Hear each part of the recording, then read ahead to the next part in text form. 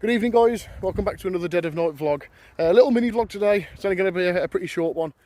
More telling you a story as opposed to doing an actual investigation, but it's something that we thought we was kind of interested that we can come out to.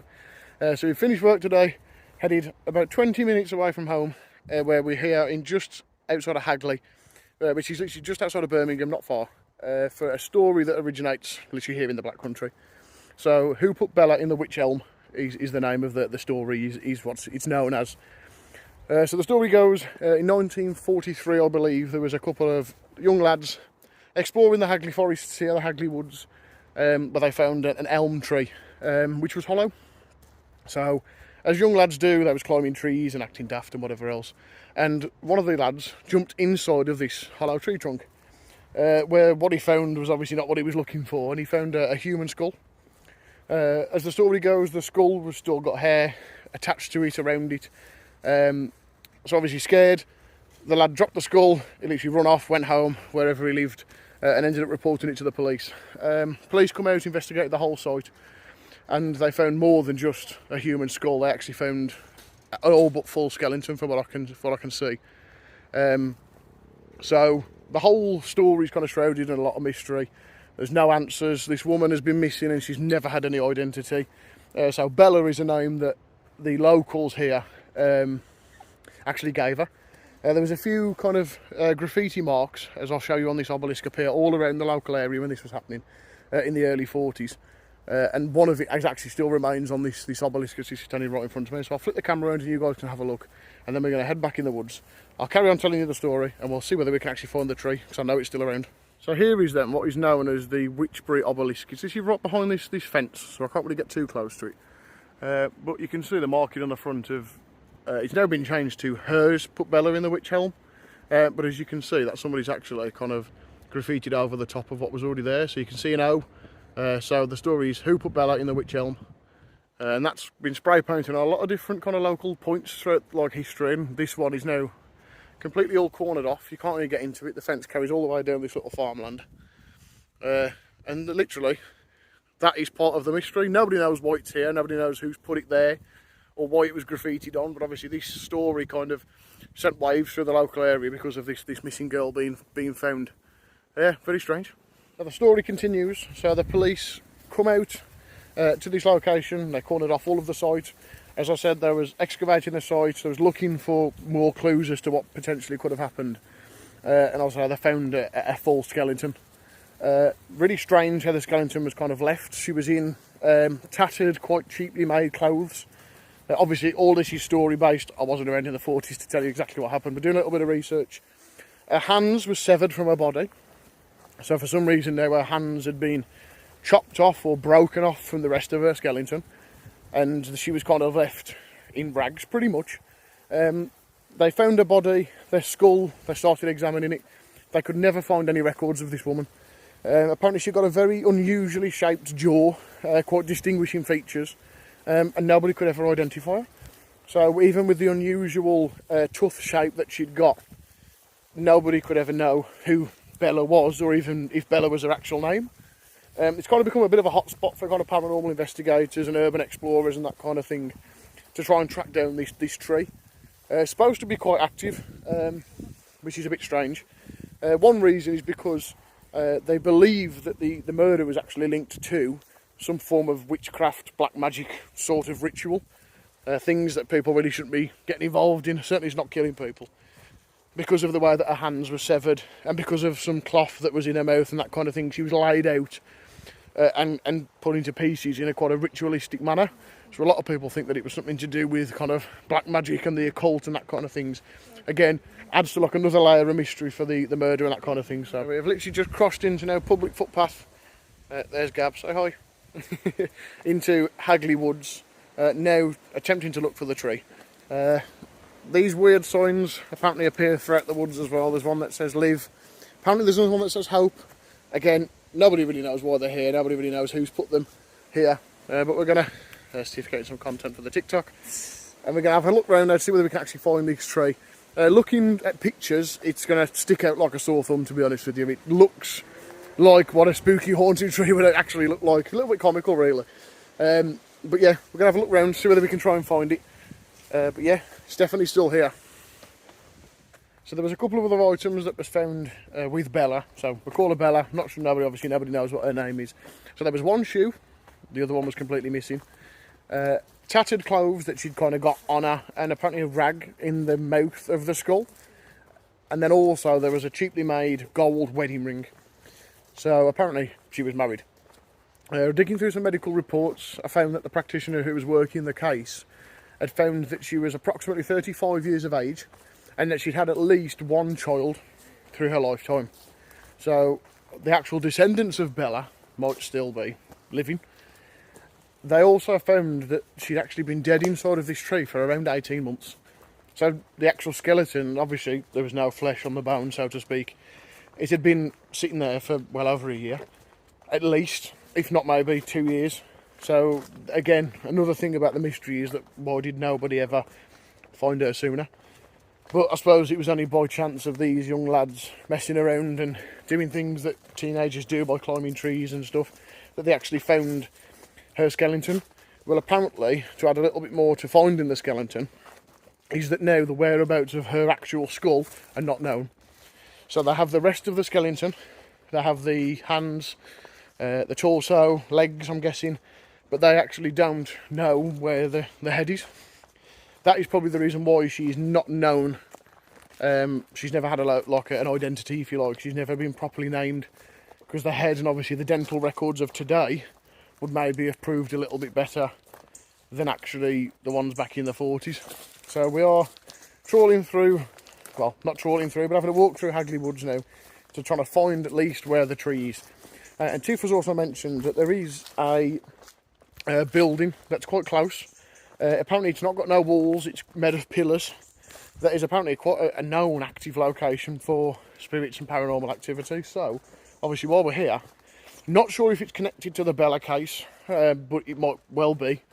Again, if it's something that was kind of fueled by black magic ritual, if you like, that might be a place where people might have been holding these kind of rituals and these kind of activities. So we're going to try and find that, as well as trying to find the tree. But it is, I imagine, like trying to find a needle in a haystack, so we'll have a look. So to go into a little bit more detail about the potential theories as what's happened to Bella. And again, conspiracy theories are literally like Chinese whispers. Everybody has their little piece of the pie and everybody adds their own little thing. So we spoke about the ritual. To give you a little bit more information of that, the severed hand that I was talking about earlier was quite reminiscent of what was something that was found to be known as the Hand of Glory. So it was a punishment for criminals, basically, in the 18th century, and it was known that the hand that did the crime would be the hand that would be severed from the body. So thinking, if you survive the punishment, or in any form of afterlife, you can't commit any crimes with the hand that you committed the first one with. Really strange. A couple of other theories is that she was potentially a spy, and that she was kind of murdered during the wars and disposed of, so she couldn't get any information on any British soldiers or anything like that. A couple of other little bits is that she was killed by some locals, just as a general murder. That one is probably the most likely. And then also is that she was a victim of kind of refugee trafficking. So I've read kind of online that she wasn't British. And what I will do is I've actually found a facial reconstruction of Bella. I'll pop it in the video so you guys can see. So with modern technology and pictures of the skull, some new practitioners have basically made a facial reconstruction similar to King Richard that they found in the car park a few years ago, if anybody remembers that. So I'll pop it in the video and you guys can take a look. Again, you'll be able to see that crooked jaw that I was talking about earlier on in the vlog. You'll be able to see the distinctive teeth. And obviously this is like an artist's representation of what people think Bella would look like. So it's quite interesting actually. So we're heading to this little building that I was just referenced a few minutes ago. And we'll try and see whether we can kind of get some form of investigation going through the vlog. But mainly this vlog was just a little storytelling, kind of fact-finding, little exploration video for you guys to take a look about some kind of local history that affects us. So yeah, we'll go and try and find this building. I just wanted to stop and capture this just to put in the vlog. So we're walking across the field to get to this little building. I mean, look how amazing this sunset looks tonight. So there's the obelisk that we was at a little bit earlier on, and there's Tiff and Gabby. And literally that sunset looks absolutely amazing, so I thought I'd capture that just as a little scenic A little pan for you to kind of show you the location. And everybody loves the sunset. So I'm walking up to now this building that we've kind of looked on Google Maps and found, and this is obviously what Tiff has described to us. She's actually been here before. It's literally like this Greek architecture looking, kind of mausoleum looking building in the middle of this field. I have no idea why it's here, no idea what it's used for, but it looks like it's kind of surrounded by a little bit of fence, but it does look like we can maybe get a little bit closer. So we'll follow Adam, who's our special guest for the evening, and then we can maybe take a look inside and see what's going on. So this shows you the front, and it's all heavily kind of vandalised and graffitied and stuff, but literally this is sat just in the middle of this kind of foresty woodland area. I have no idea what it was used for, like I said, and whether this is connected to the Bella story I'm not entirely sure, but it's cool nonetheless to have a look in. And this is actually supposed to be quite an active location, and for reasons unknown, but I'll be really interested to see whether I can find out maybe what it was used for, or what the story of this place actually is. I mean, so it's not very big inside here at all. I mean, you can say us four, and actually just, that's it, that's all that there is to it. But it's like a derelict building, as you can see from the ceiling. It's actually falling apart. So it's literally just a shell of something. Obviously you can see there's all like kind of graffiti and everything, and there's always, as pointed out, there's always a pentagram. That's always number one. But it's just a bit strange, isn't it? I mean, I'll be interested to see whether this is connected to the Bella story in any way. I mean, it might be, in terms of location and everything. This could be a place that was maybe connected to some form of the history alongside. What I think it might possibly be is there is a manor house that's literally kind of over my right shoulder. I reckon this would have been an outhouse of some description for something of the manor house, but it's in a completely different like architectural style. Like it's quite Greek looking from the front. Obviously you can see it's kind of very Colosseum-esque looking, especially with the pillars. So if I can find out any information online, I'll drop it in the video at the end, just in case I can see whether I can do any research and maybe find out what this really is, because I'll just be interested to find out. So things are getting a little bit weird, and this is not how we thought this vlog was going to go, but as always they end up going off into a little bit of a tangent. So it's still standing in this building, and every single one of us, what did that just say? Douglas. There we go. So we're using the Ghost Tube app. Obviously you've seen from our previous vlogs we've had quite a lot of success with that. I've just had the Necrophonic up as well, and we're hearing voices, not through any of the apps, with literally all of our ears. So Gab's hearing them, Tiff, Adam, everybody's reacting to some form of voice. We've kind of looked around, there's nobody else here, we're the only people here, and we can hear chatter. It's really weird. The Ghost Tube app is throwing up some really strange, quite long phrases for a change. Usually it's one word answers. It said haunt at the beginning. Oh well, okay, so if I can get Gab to just pass me the... So literally there's like a whole list. I'll be able to show you a little bit more of kind of the record of what's been said. So I'll flip the camera out and you guys can have a look. So this is the record of all what's been said today. If we go back, obviously you can see from previous investigations and times that obviously this keeps track of what's been said. So as soon as we've got here, at 21 minutes past 9, it said haunt. We missed that one, we didn't see it. How many? That's a bit strange. We was taking a group photo, so I popped the camera up where Tiff is. And we was all kind of standing in this sort of area, and we was taking a group picture on a timer. I actually asked Tiff and Gab to take a step to the right. And the spirit said, how many? Adam, it's his first time paranormal investigating, or doing any form of investigations. We're kind of easing him in gently.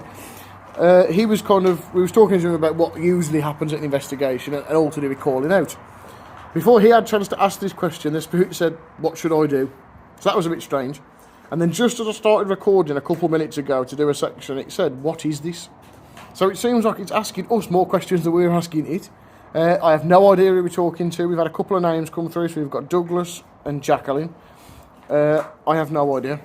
It's a bit of a strange mix, but for one, it's actually bringing up questions, which is a bit of a first for us, really. It's usually single words. So the whole time we've been here, I think that EMF has actually spiked once. Shine. Yeah. Did that just say shine as I put the light on the EMF? Showing. Oh my god. Well, yeah, well, the light is shining. And Tiff is also shining her torch, so I wonder whether that's got anything to do with it. Yeah, as I was saying, this EMF hasn't spiked apart from that one time, and it come up to the second or third light, I believe, and then dropped back down. There is literally nothing. We aren't picking up no EMF spikes anywhere in the building at all. I mean, it's only small, so we've only kind of done a brief walk around, but there is nothing. That's a bit strange. I started that section of the vlog with a light and it said shine. That's quite interesting. That's something that we kind of caught on camera that was pretty cool. Makes a cool change. And it's unusual actually for us to be investigating when it's actually semi-light outside. So it's around 9:30, and the sun is out of the sky, but it's not set. It's still really light outside. I mean, my camera is kind of it's showing you exactly what I see pretty much. It's not brightening it up at all. It's not edited. You can see the street lamps on, so it kind of gives you an idea of time scale. So it's a bit weird for us to be investigating in the daytime and having so much kind of weird activity in this building that's basically rotting. Very strange. So we've had a little bit of an update actually.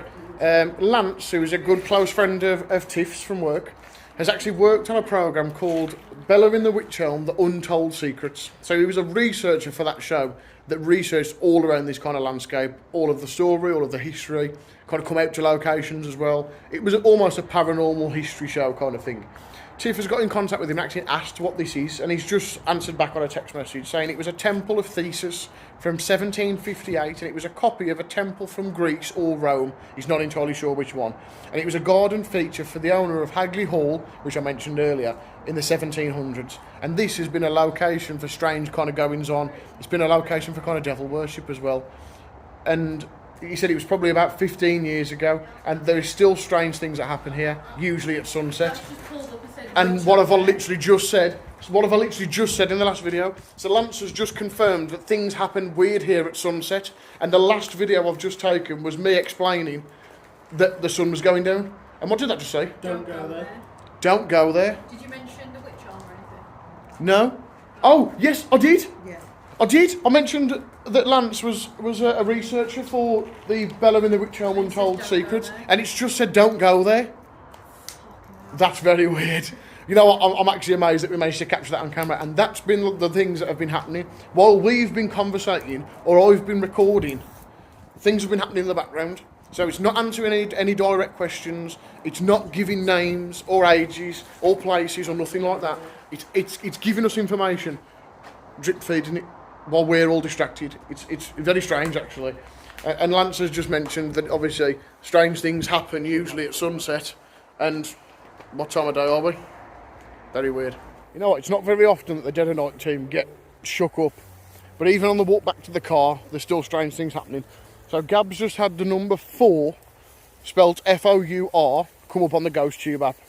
While in the process, Tiff is talking to Lance, who I mentioned a couple of minutes ago, who confirmed that there was 4 people that found that body. And he says he actually knows where the tree is. So just a little bit of a kind of an add-on. Stay tuned for part 2, because you know what, this location isn't over for us. It's kind of dropping dark now, so to actually try and find the tree in pitch black in an area we don't know is going to be a little bit difficult. Lance knows the area well, obviously being a researcher for the programme and for the paranormal series that he did. He worked alongside a paranormal investigator. So he's offered to bring us back. So, you know what, like I say, this location isn't finished. We'll definitely be back for part 2 to find the tree. So all of the stories explained and everything like that, I've got no more story to tell you. But what might be interesting is Lance might be able to go into a little bit more detail than I have. And he might be able to clarify a few things and also show us that infamous tree. So the Ghost Tube app has now gone pretty silent. But I just thought that was worth mentioning, that 4. Very strange. So you know what? Our little research buddy has just given us a little bit more information. You know what? I'm going to save it for part 2. So please, you know what? It's made all of them words make a lot more sense. So Lance will bring us down, we'll come back here. It'll be very interesting. What I think is really strange is the fact that we thought this was just going to be an in and out job. We thought it was going to be a pop-in, little vlog, talk about the story, and it's literally ended up being so much more. And you know what, this place is amazing. There seems to be a lot of history here, more than just the Bella in the Wych Elm story. So you know what, I'll save it for part 2. So you know what, thank you so much for watching, guys. I really do appreciate it. If you can hit that like button, subscribe, and ring that bell icon so you never miss an upload. So you know what, from Dead of Night, we'll see you in the next one.